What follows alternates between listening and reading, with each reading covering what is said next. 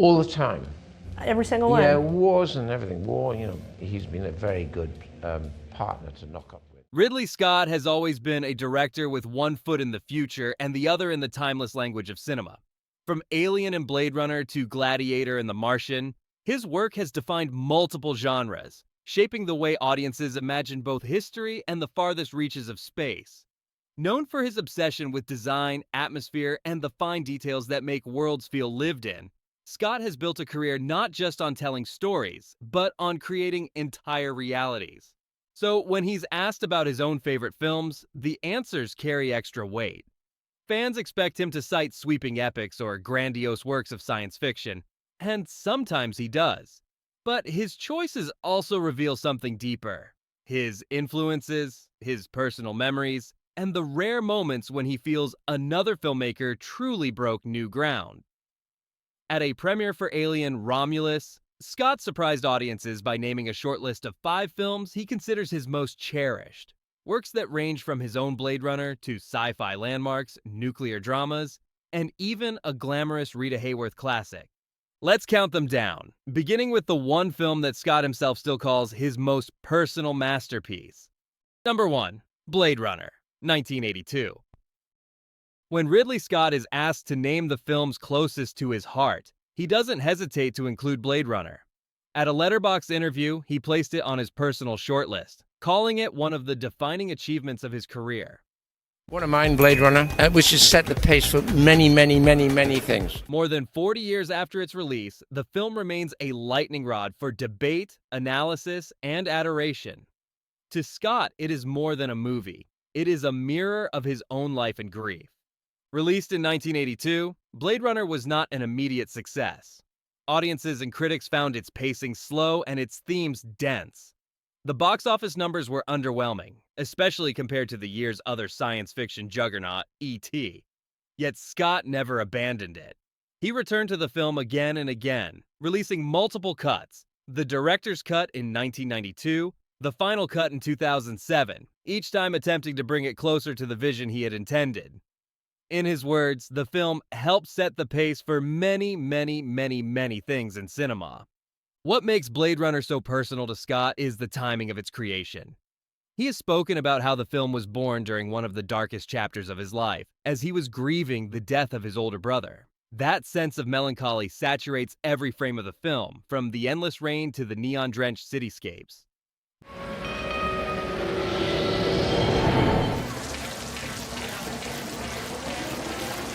The story of Rick Deckard, a weary Blade Runner chasing down artificial humans called replicants, is haunted by questions of identity, mortality, and the fragility of memory.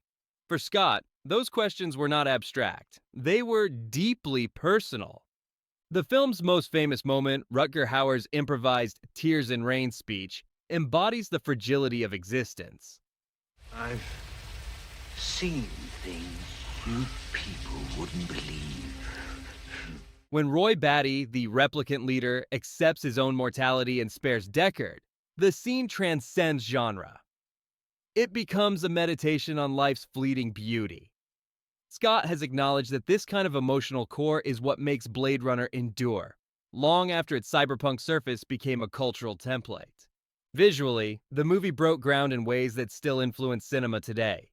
The towering Tyrell Corporation pyramids, the grimy street markets filled with steam and neon, the fusion of old and new architecture, Scott's vision of Los Angeles in 2019 has become the default blueprint for dystopian futures. Without Blade Runner, it is hard to imagine films like The Matrix, Ghost in the Shell, or even the look of modern video games. And yet, for Scott, the achievement is not just technical, it is emotional. He often describes Blade Runner as his most personal work, precisely because it was infused with his grief. It was a film that forced him to wrestle with questions about memory, legacy, and what it means to be human. Time has vindicated him. What began as a commercial disappointment has become a cult classic studied in film schools, quoted endlessly, and revisited by generations of fans. Denis Villeneuve's Blade Runner 2049 proved how enduring Scott's original vision was, but it also underscored that the heart of the franchise belongs to the 1982 original. So here's a question for you. Do you think Blade Runner was ahead of its time, misunderstood by audiences in 1982, or do you believe it only gained its power through decades of reflection and reinterpretation? For Scott, there is no doubt. Blade Runner is not just one of his favorites, it is his masterpiece, the film in which his artistry and his soul are most deeply entwined. Number 2, Star Wars Episode 4, A New Hope, 1977. For a filmmaker like Ridley Scott, who reshaped science fiction with Alien and Blade Runner, you might expect him to be dismissive of George Lucas's galaxy far, far away. But Scott has repeatedly praised Star Wars Episode 4, A New Hope, describing it not as a highbrow work of cinema, but as an absolutely perfect rendition of a great comic serial. In his words, Lucas captured the spirit of pulp storytelling with artistry, turning what could have been cheap entertainment into one of the most influential films in history. Released in 1977, Star Wars arrived like a detonation. Its blend of myth, space opera, and groundbreaking special effects forever changed what audiences expected from cinema. Scott saw in it a celebration of serial adventure stories, the kind that once filled matinee screenings with cliffhangers and archetypal heroes. To him, Lucas elevated the comic strip to myth, proving that even low forms of entertainment could become high art when executed with passion and craft. Scott admired not only the story, but also the film's technical innovation. Industrial light and magic's effects created spaceships, laser battles, and alien worlds with a level of realism audiences had never seen. I can't hold off forever. Now what? Some rescue. Lucas's decision to ground his fantasy universe in a used future, where machines looked battered and environments felt lived in, deeply resonated with Scott. When he created the industrial corridors of the Nostromo and Alien just 2 years later, that tactile realism was front and center. You can almost trace a direct line from the Millennium Falcon's grimy interior to the dripping bulkheads of the Nostromo. But admiration went beyond design. Scott has often emphasized the power of Star Wars as myth-making. The twin suns setting on Tatooine with Luke Skywalker staring into the horizon remains one of the most iconic shots in cinema. It represents yearning, destiny, and the eternal hero's journey. For Scott, who built his own career on epic imagery, that kind of moment demonstrated cinema's ability to transcend words and tap directly into emotion. Scott also recognized how Star Wars redefined audience expectations for science fiction. Before Lucas, sci-fi was often relegated to B-movie status, populated with cardboard sets and clunky effects. With Star Wars, the genre became mainstream, capable of breaking box office records and drawing critical respect. It was this shift that opened the door for filmmakers like Scott to bring darker, more complex visions to audiences. Without Star Wars, there might never have been the cultural appetite for Alien in 1979. Yet for all its influence, Scott never pretends Star Wars is more than what it is meant to be. He sees it as the perfection of a form, the comic serial reimagined for modern audiences. There is no need to dress it up as profound philosophy. Its brilliance lies in its clarity, its simplicity, and its ability to capture the joy of adventure. Looking back, it's fascinating to see how Lucas's optimism and Scott's darker sensibilities form two sides of the same coin. Lucas gave audiences swashbuckling space fantasy. Scott gave them corporate horror in space. Both approaches shape the way we imagine galaxies beyond our own. So here's something to consider. Do you agree with Scott that Star Wars is best understood as a perfected comic serial? Or do you think its mythic depth makes it something more? For Scott, there is no contradiction. Lucas's achievement was proof that artistry can be found in the simplest of forms, and that even a comic serial can change the world. Number 3, 2001, A Space Odyssey, 1968. Few films have cast as long a shadow over science fiction as Stanley Kubrick's 2001, A Space Odyssey. When Ridley Scott talks about his favorite movies, he always returns to Kubrick's masterpiece, describing it as the film that set the threshold for everything being real. In a Deadline interview, Scott admitted, "I've never shaken it off. It influenced me even with Prometheus." Stanley really got it right. Released in 1968, 2001 was a revelation. At a time when most space films were flashy or campy, Kubrick insisted on realism. He collaborated with NASA consultants, studied scientific journals, and treated outer space not as a fantasy backdrop, but as a lived-in frontier. Every set, from the rotating centrifuge of Discovery 1 to the eerily quiet lunar surfaces, was designed with meticulous detail.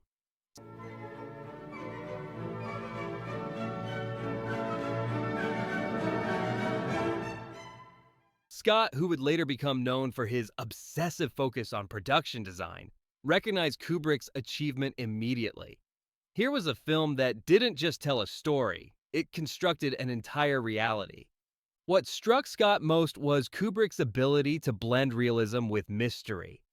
2001 is remembered not only for its painstakingly accurate depictions of space travel, but also for its cryptic narrative. The enigmatic monolith, the wordless Dawn of Man sequence, the psychedelic Stargate journey, all of it defied conventional storytelling. For Scott, who often walked the line between spectacle and ambiguity in his own films, Kubrick's courage to embrace silence, ambiguity, and awe was revolutionary.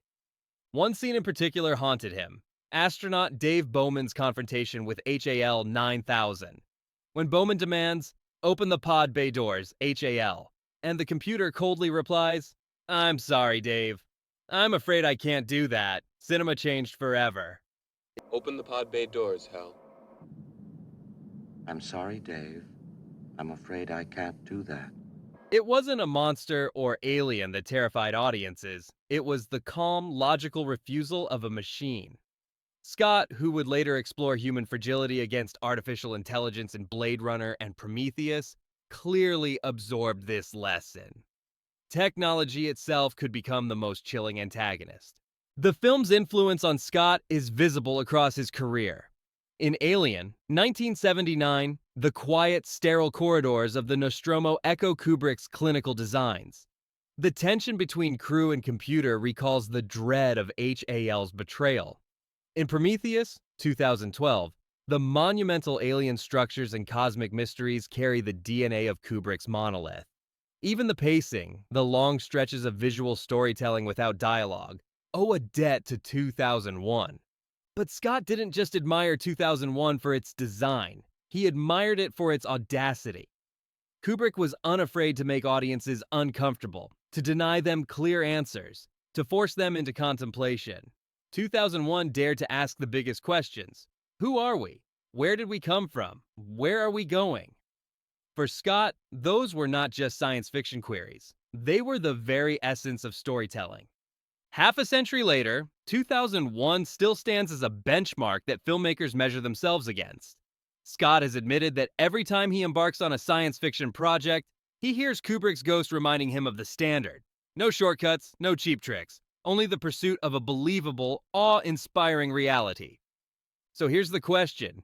Do you think 2001 remains the greatest science fiction film ever made, or has cinema moved beyond its influence? For Ridley Scott, there is no doubt. Kubrick raised the bar so high that even today, the threshold he set still defines what real means in science fiction. Number 4, On the Beach, 1959. Ridley Scott has never been shy about praising films that dared to do something different, even if they weren't commercial juggernauts. One of his more surprising favorites is Stanley Kramer's On the Beach, 1959, a bleak black and white drama about nuclear apocalypse. When asked why it stuck with him, Scott described it as a very good, beautiful black and white movie, and praised its originality. It's when they're really original that it counts. A jump forward, a quantum leap. Set in the aftermath of World War III, the film imagines a world where nuclear fallout has wiped out nearly all life on Earth. The last remnants of humanity, American sailors and Australian civilians, await the slow spread of radiation that will inevitably kill them. There are no miraculous rescues, no sudden scientific breakthroughs. The movie's power lies in its stark fatalism. The end is coming, and the characters can only face it with dignity or despair. Scott admired this courage to confront audiences with despair rather than comfort. Most American films of the 1950s, particularly in the Cold War era, offered optimism or patriotic reassurance. On the Beach did the opposite, forcing viewers to imagine an unthinkable truth, that humanity could destroy itself and there might be no way back. For a director like Scott, who has spent his career exploring the fragility of civilizations, whether ancient Rome in Gladiator or future colonies in Alien, this blunt honesty resonated deeply. The film starred Gregory Peck, Ava Gardner, and Fred Astaire in one of his rare dramatic roles. Their performances embodied the quiet devastation of ordinary people facing extinction. One of the most haunting images is a banner unfurled in an abandoned city that reads, "There is still time, brother."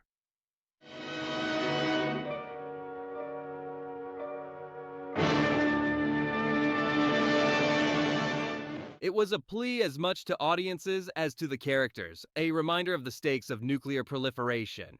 Scott, who has always valued originality in storytelling, considered On the Beach a leap because it broke from convention. It wasn't flashy or effects-driven, yet it offered something bold, a vision of humanity stripped bare. The film proved to him that originality doesn't always come from spectacle. It can come from the willingness to tell uncomfortable truths. It's easy to see the influence on Scott's own worldview. In Blade Runner, replicants struggle against the inevitability of death. In The Martian, survival hangs by a thread, dependent on science and sheer human will. Even in Alien, the crew of the Nostromo are expendable pawns, their lives less valuable than corporate interests. The echoes of Kramer's somber apocalypse ring through Scott's body of work, a fascination with how ordinary people respond when survival itself is at stake. On the Beach may not be as widely remembered as Kubrick's Dr. Strangelove or other Cold War classics, but Scott's admiration highlights its enduring power. It wasn't about box office numbers or mainstream appeal. It was about originality, about daring to present the end of the world without compromise. So here's the question. Do you think films should comfort us with hope, or should they, like On the Beach, confront us with the stark reality of our mistakes? For Scott, originality was the deciding factor. In his eyes, Stanley Kramer's Bleak masterpiece represented cinema's highest calling, not to reassure, but to challenge, surprise, and leave an audience forever changed. Number 5. Gilda, 1946. For all of Ridley Scott's admiration of epic science fiction visions and weighty dramas, his list of favorites also includes something far more personal. Charles Vider's Gilda, 1946. Unlike 2001 or Star Wars, this film didn't shape the visual language of science fiction or redefine a genre. Instead, it shaped a young boy's earliest memory of cinema itself. Scott has recalled that Gilda was the first film he ever saw, one he watched with his mother. More than 70 years later, he still remembers that experience vividly. The moment that etched itself into his imagination was Rita Hayworth's legendary glove striptease, performed to the song Put the Blame on Mame. As Scott later told Deadline, when Rita Hayworth takes the gloves off and sings Put the Blame on Mame Boys, I could never forget that and found Rita inordinately, spectacularly beautiful. Put the blame on me, boy. For a young Ridley, it wasn't just the glamour that mattered. It was the discovery of cinema's intoxicating ability to dazzle, seduce, and leave an image permanently burned into memory. Gilda was a stylish post-war noir, with Hayworth playing the title role opposite Glenn Ford. The film is filled with shadows, betrayals, and smoky atmospheres, elements that would later become staples in Scott's own visual vocabulary. Though he may not have realized it at the time, those noir sensibilities left their mark on him. The chiaroscuro lighting, the sultry allure of a femme fatale, the way mood could be as powerful as plot, all of these would find echoes decades later in Blade Runner's rain-soaked streets and neon-lit alleys. But Gilda mattered to Scott for more than its style. It was an emotional memory, bound up with his mother and the enchantment of seeing a movie on the big screen for the first time. Long before he studied design at the Royal College of Art, long before he dreamed of becoming a filmmaker, cinema had already captured him. It was Hayworth's presence, her performance, and the way the film seemed larger than life that convinced him movies could transport an audience into another world. That is why Gilda remains on his list of favorites. It doesn't sit there as a technical achievement or a landmark of narrative innovation. It sits there as a reminder of why he fell in love with film in the first place. Even the most seasoned directors who spend careers constructing elaborate sets and commanding vast crews often trace their passion back to a single moment of awe in childhood. For Scott, Gilda is that moment. It's fascinating to see how Scott's list of favorites runs the gamut. From Kubrick's cosmic grandeur to Lucas's pulp adventure, from Kramer's bleak apocalypse to his own futuristic dystopia, and finally to a classic Hollywood melodrama. It suggests that his love of cinema is not confined to one genre or style. It is as broad and versatile as his own career. So here's a question for you. Do you remember the very first film that left a lasting impression on you? Was it a childhood favorite like Gilda for Scott, or did your love of cinema arrive later, through something more complex? For Scott, the answer is simple. Gilda was the spark. And even after decades of directing some of the most ambitious films in history, that spark still glows whenever he recalls Rita Hayworth slipping off her gloves and the spellbound awe of seeing cinema for the very first time. When Ridley Scott talks about his favorite films, the list is less about prestige and more about personal connection. He doesn't recite a canon of must-watch classics to impress critics. He names the movies that shaped him, surprised him, or moved him in ways he never forgot.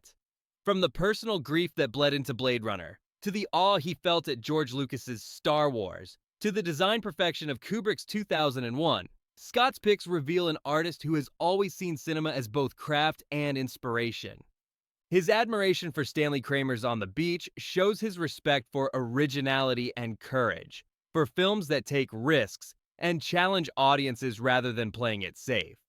And his childhood memory of Gilda with his mother shows us something else.